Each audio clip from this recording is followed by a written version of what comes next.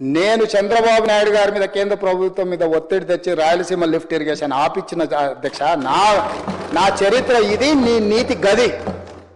ఇవాళ నేను సూటిగా చెప్పదలుచుకున్న వేదిక మీద నుంచి రెండు రాష్ట్రాల మధ్యలో మంచి వాతావరణం ఉండాలని ఇప్పటి వరకు నేను సాధించిన విజయాన్ని కూడా నేను చెప్పుకోలేదు అధ్యక్ష.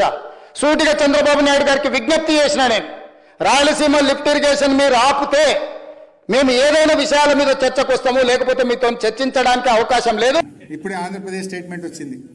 నేను చెవులో చెప్పినా చంద్రబాబుకు పని ఆపినా అన్నాడు కదా. ఆంధ్రప్రదేశ్ ప్రభుత్వం స్టేట్మెంట్ ఇచ్చింది. అది ఇప్పుడే ఏమని ఇచ్చిందంటే, రేవంత్ వ్యాఖ్యలను ఖండిస్తున్నాం. రేవంత్ రెడ్డి మాకు చెవులో చెప్పలేదు, మేము ఆపలేదు. ఈ ప్రాజెక్టు 2020లోనే జగన్మోహన్ రెడ్డి గారు ఉన్నప్పుడు బీఆర్ఎస్ ప్రభుత్వం ఎన్జీటీకి స్టే తెచ్చింది. ఇప్పుడు తలకాయ ఎడబెట్టుకుంటావు రేవంత్ రెడ్డి గారు, ఎడబెట్టుకుంటావు తలకాయ చెప్పిగా.